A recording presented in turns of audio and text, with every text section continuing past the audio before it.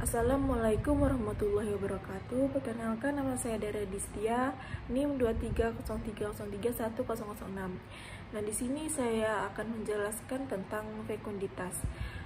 Fekunditas semua telur-telur ikan betina yang akan dikeluarkan pada waktu pemijahan. Definisi umum tersebut berkembang karena komposisi telur yang heterogen, tingkat kematangan gonad yang tidak seragam, dan waktu pemijahan yang berbeda. Bagenal 1976. Fekunditas, jumlah telur matang yang akan dikeluarkan, dan fertilitas, jumlah telur matang yang dikeluarkan oleh induk. Nah, di sini ada ikan salmon betina yang sudah matang gonad.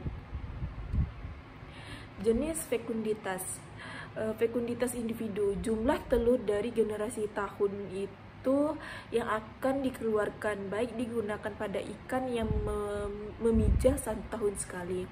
Fekunditas relatif, jumlah telur yang dihasilkan selama hidup.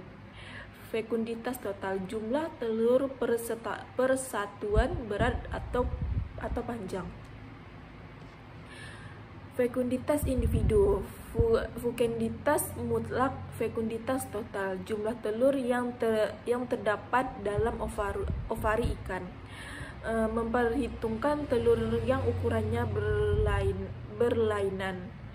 Yang kedua, memperhitungkan harus diikut sertakan semuanya. Dan yang terakhir, telur diambil dari beberapa bagian ovari. Nikoliski 1969, fekunditas individu, jumlah telur dari generasi tahun itu yang akan dikeluarkan tahun itu pula. Telur yang besar akan dikeluarkan pada tahun itu, yang kecil di tahun berikutnya. Penentuan fekunditas ikan apabila ovari dalam TKG 4. Paling baik sesaat sebelum terjadi pemijahan. Royke 1972, fekunditas individu, jumlah telur yang dihasilkan ikan selama hidup. Fekunditas relatif, jumlah telur per setahun, berat atau panjang. Ikan yang tua dan besar fekunditasnya relatif lebih kecil. Fekunditas relatif akan memastikan pada golongan ikan yang masih muda. Faktor yang mempengaruhi fekunditas. Yang pertama, umur. Ikan yang pertama kali memijah tidak sama dengan ikan yang sudah pernah memijah. Fekunditas ikan akan bertambah selama pertumbuhan. Ikan besar atau tua, telurnya akan lebih banyak dibandingkan ikan yang lebih kecil atau muda. Korelasi ini adalah batasannya, akan ada penurunan jumlah telur walaupun ikan itu bertambah besar atau tua. Yang kedua ada keturunan. Nah, keturunan yang berbeda mempunyai sifat fekunditas yang berbeda pula, semakin juga ukuran besar telurnya. Homogenitas, populasi keturunan dapat diketahui dengan fekunditas. Heterogenitas dipengaruhi oleh lingkungan. Faktor yang mempengaruhi fekunditas. Panjang dan berat sering dihubungkan dengan panjang daripada dengan berat karena panjang menyusutkan relatif kecil sekali, tidak seperti berat yang dapat berkurang dengan mudah. Contohnya ikan salmon dan ikan sidar. Mereka berpuasa atau tidak mengambil makanan sampai pada tempat pemijahan. Yang keempat, lingkungan. Kurang produksinya rendah. Pada kondisi lingkungan baik, telur dikeluarkan lebih banyak. Stres terjadi basi telur. Stabilitas ketinggian air mempengaruhi fekunditas, dan pengurangan kepadatan fekunditas meningkat ketersediaan nutrisi dan space. Kaidah utama fekunditas.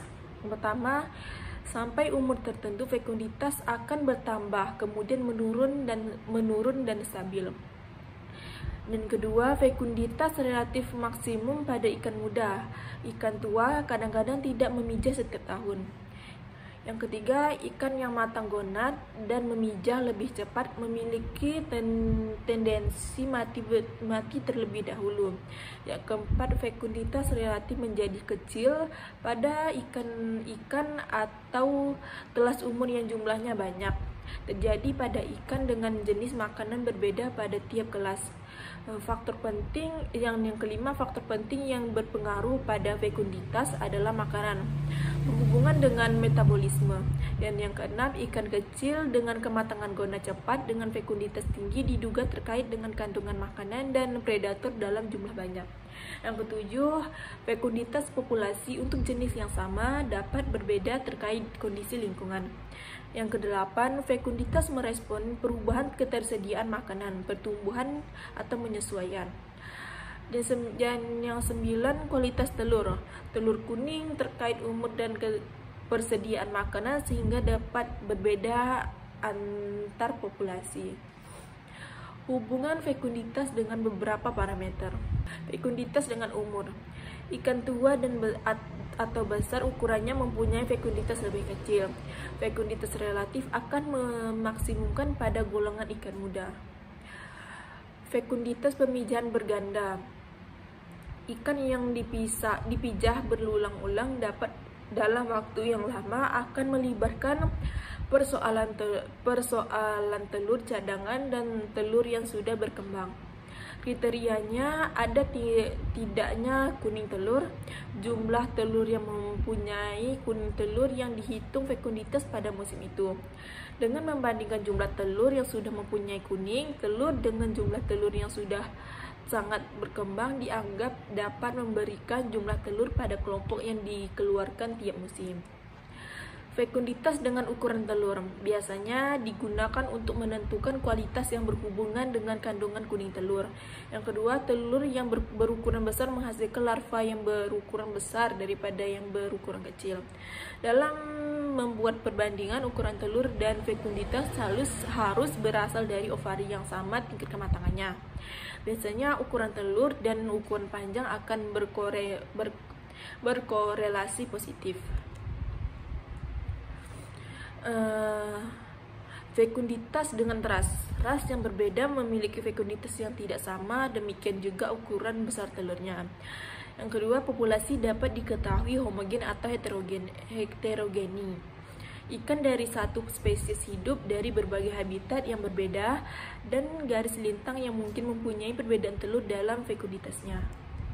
Fekunditas dengan populasi merupakan jumlah semua telur dari semua fekunditas mutlak ikan betina yang akan memijah, yaitu semua telur yang akan dikeluarkan dalam satu musim pemijahan. Jika diketahui struktur umum dari populasi tersebut dan jumlah masing-masing anggotanya diketahui, maka fekunditas populasi dapat diketahui. Nah, pada tiap tahun fekunditas populasi tidak sama sebab variasi ini berhubungan dengan komposisi umur, faktor lingkungan, persediaan makanan, kepadatan populasi, suhu perairan, dan lain-lain. Ikan yang hidup di perairan kurang subur, produksi telurnya rendah. Apabila satu saja populasi dalam beberapa tahun jumlah menjadi sangat berkurang akibat penangkapan. Hal ini akan memperbaiki ketersediaan makanan untuk populasi sisa. Ternyata dari populasi sisa tadi fekunditasnya semakin bertumbuh, sedangkan ketika populasi tadi masih lengkap atau jumlahnya besar, fekunditasnya kecil. Fekunditas dalam aquaculture. Yang pertama, jumlah telur yang dihasilkan oleh ikan pada waktu pemijahan alami atau buatan. Kegunaan terutama dalam persiapan fasilitas budidaya dan untuk keperluan selanjutnya. Ketiga, kegiatan yang berhubungan dengan kajian fekunditas. Cara mendapatkan telur, cara mengawetkan telur, dan cara menghitung telur. Cara mendapatkan telur. Pada waktu musim pemijahan, induk ikan dengan telur yang sudah masuk induk tidak dibunuh. Pertama, pengeluaran telur dengan stripping. ditampung pada suatu tempat, dihitung, diawetkan. Telur-telur yang tertinggal tidak dapat dihitung, dipakai untuk pemijahan buatan. Mengambil telur dari induk ikan dengan mengangkat ke seluruh gonad dari dalam perut ikan. Digunakan untuk ikan yang sudah mati. Wet ikan, contohnya ke dalam es. Cara mengawetkan telur umumnya dilakukan di laboratorium. Telur yang digunakan harus sudah diawetkan, utuh telurnya saja. Bahan yang digunakan adalah larutan formalin, umumnya 10%, larutan Gilson, mengeraskan telur, melepaskan jaringan, ovarium, 100 ml alkohol, 60% alkohol 60%, 15 ml asam nitrit, 18 ml asam asesat, glasial 20 gram HCl. Bandingkan untuk telur dalam keadaan segar. Cara menghitung telur: menjumlahkan langsung. Metode menghitung telur yang akan dipijah suatu persatu. Cukup akurat bagi ikan air tawar yang telurnya sedikit dan ukurannya besar. Tidak efisien karena banyaknya menggunakan waktu. Volumetrik, metode mengukur volume seluruh telur yang dipijah dengan teknik memindah air. Gonad kering akan diukur volumenya, lalu dianginkan lagi. Kemudian diukur sebagian telur kecil ukur volumenya.